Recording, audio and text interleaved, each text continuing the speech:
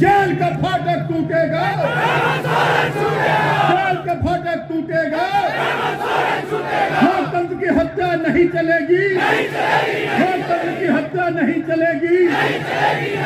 संविधान को बर्बाद करना बंद करो, संविधान को तार तार करना बंद करो। सभी जाति धर्म के लोग ये कहते हैं कि हमें ईश्वर ने पैदा किया, ईश्वर ने हमें जन्म दिया, चाहे अल्लाह हो, चाहे यीशु मसीह हो, चाहे हमारे सिंह बोगा हो, चाहे हमारे भगवान राम हो, चाहे मां दुर्गा हो।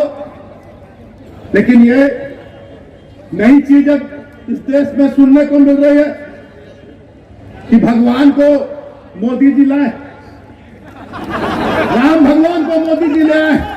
हम लोग सब जानते हैं कि हम सब लोग को राम भगवान लाए, और कोई जनता नहीं बोलता है कि जो भगवान जो राम लला को लाएगा हम उसी को लाएंगे।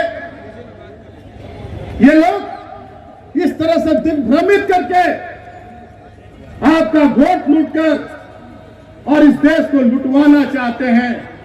आप अगर रामलला को ले आए हैं, धन्य हैं आप, ईश्वर से भी बड़े हैं आप, भगवान से भी बड़े। तो आप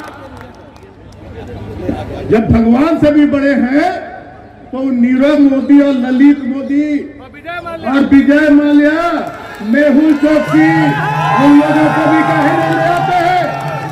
आप तो हाथ घुमाइएगा, उन लोग गिरेगा भारत में। आप भगवान है, आपको जब देखिएगा उन लोग भारत में गिरने लगेगा। आप स्विस बैंक का पैसा क्यों नहीं ले आते? आप 15-15 लाख रुपया क्यों नहीं दे देते हैं जो आप 2014 में बोले थे? क्या हो गया? 64 लाख करोड़ का कर्जा था 2014 में हमारे देश पर। आज लगभग 175 लाख से ज्यादा का कर्जा है। क्या किए पैसा? कौन सा काम ऐसा कर दिए ये बता दीजिए। तो वोट जब मांगने आते हैं उन लोग को पूछना चाहिए कि राम भगवान तो हमारे इष्ट हैं, अल्लाह को हम मानते हैं, यीशु को हम मानते हैं, हमारे सिंह बोगा हैं, हमारे गांव के देवता हैं। लेकिन आप जब इतना शक्तिशाली हैं तो जो भगोड़ा लोग देश का पैसा लेके भागा है उन लोग को ला दीजिए, 2 करोड़ नौकरी दे दीजिए, या उपलब्धि बता दीजिए कि आपने क्या किया। आप बता दीजिएगा तो हम लोग भी आपके साथ साथ भगवान मान के घूमने लगेंगे। सिर्फ जनता का खून चूसने का काम किया इन्होंने, जीएसटी लगाने का काम किया, नोटबंदी का काम किया। फायदा हुआ किसी को? जीएसटी में, नोटबंदी में अडानी को सबसे अमीर करने का कर्जा माफ हुआ। आज किसानों को, आज किसान जो अन्नदाता है उन पर गोलियां चलाई जा रही हैं, लाठियां चलाई जा रही, आंसू गैस के गोले छोड़े जा रहे हैं। इसका जवाब मांगना चाहिए। समय की कमी है, फिर बात करेंगे हम लोग। आप सभी लोग इतनी बड़ी संख्या में सिर्फ 2 दिन के नोटिस पर यहाँ उपस्थित हुए, इसलिए आप सभी लोगों को बहुत बहुत आभार व्यक्त करते हैं। आप सभी लोगों को मेरा जोहार, प्रणाम। केंद्र में बैठी सरकार कर रही है और संविधान को तार तार करने का काम केंद्र में बैठी सरकार नित प्रतिदिन करने का काम कर रही है। और समय रहते अगर हम नहीं जागे तो वो स्थिति बनेगी कि जैसे आज आप यहाँ इस मैदान में आकर और किसी राजनीतिक दल के पक्ष में आप एक सभा कर रहे हैं, आप जिंदाबाद के नारे लगा रहे हैं, इन सभी चीजों से आपको वंचित कर दिया जाएगा। और ये बात आप गांठ बांध कर रख लीजिएगा कि आज इस पुराने विधानसभा के प्रांगण से हमने ये बात कही है। जिस रास्ते पर आज जा रहे हैं, आज हमारे बोलने की आजादी छीनी जा रही है। अगर हम कुछ देश में जो स्थितियां बनी हैं, जिस तरह से काले कानून लाए जा रहे हैं, और हम उसके विरुद्ध अगर आवाज उठाते हैं तो हमें ईडी, सीबीआई, इनकम टैक्स का पहले भय दिखाया जाता है और जब उनके सामने झुकते नहीं हैं तो फिर झूठे मुकदमों में हमें जेल की सलाखों के पीछे डाल दिया जाता है। ये क्या लोकतंत्र है? लोकतंत्र में कहीं से भी ये उचित है? क्या गलती थी हमारे माननीय पूर्व मुख्यमंत्री की? चिल्ला चिल्ला कर उन्होंने कहा था कि कोई भी सबूत है तो जनता को दिखाने का काम करो। आप सभी जानते हैं कि कोई भी जमीन जिस केस में इन्हें जेल भेजा गया है, सभी लोग यहाँ किसान हैं, सभी इस राज्य के नागरिक हैं। आप सभी ने भी कभी कट्ठा, दो कट्ठा, एक दूर, दो दूर जमीन खरीदा होगा, उसके लिए प्रक्रिया होती है और उसके लिए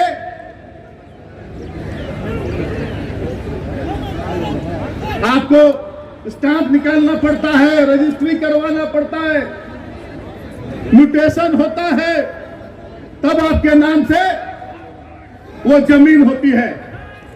लेकिन यहां ना खाता है ना बही है, ईडी जो कहे वही सही है।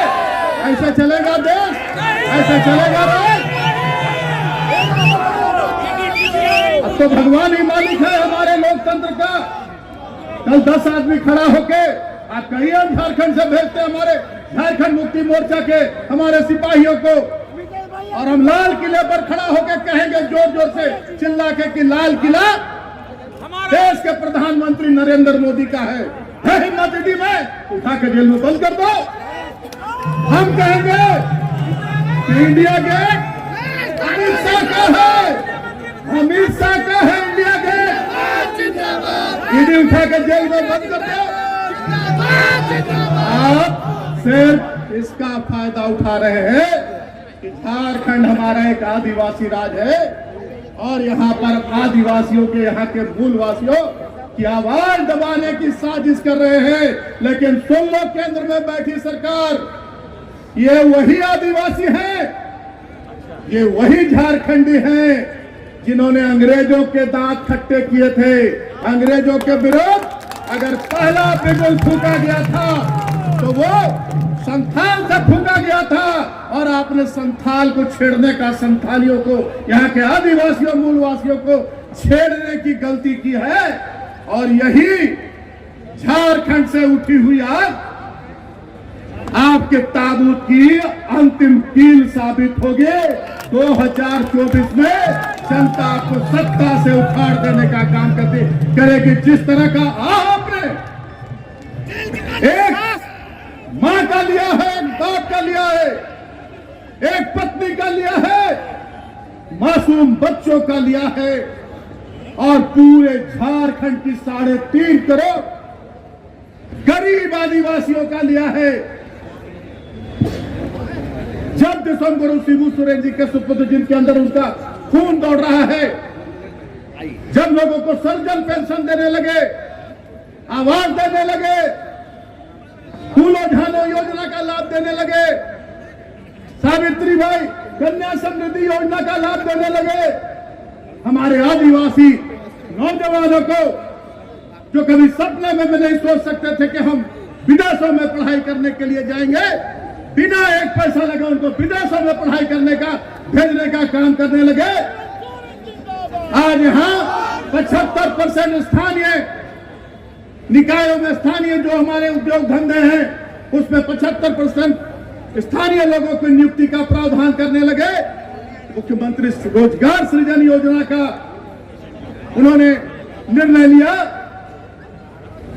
तब ये सारी बातें केंद्र में बैठी सरकार को उनके कलेजे पर सांप लौटने लगा कि अब तो झारखंडी जाग जाएंगे, अपना हक अधिकार अब छीन कर लेंगे।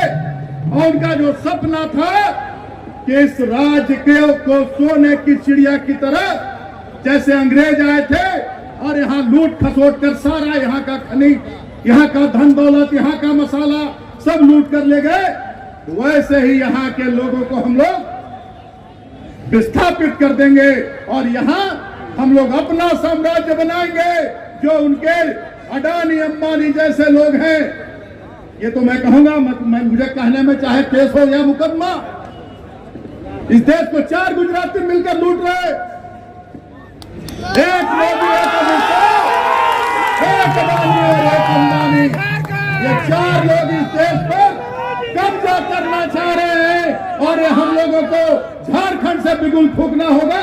और ये इनकी साजिश, इस देश को गुलाम बनाने की साजिश और इस देश को, इस राज्य को हक और अधिकार दिलाने वाले लोगों को जेल भेजने की जो इनकी साजिश है, ये साजिश नाकाम करनी होगी।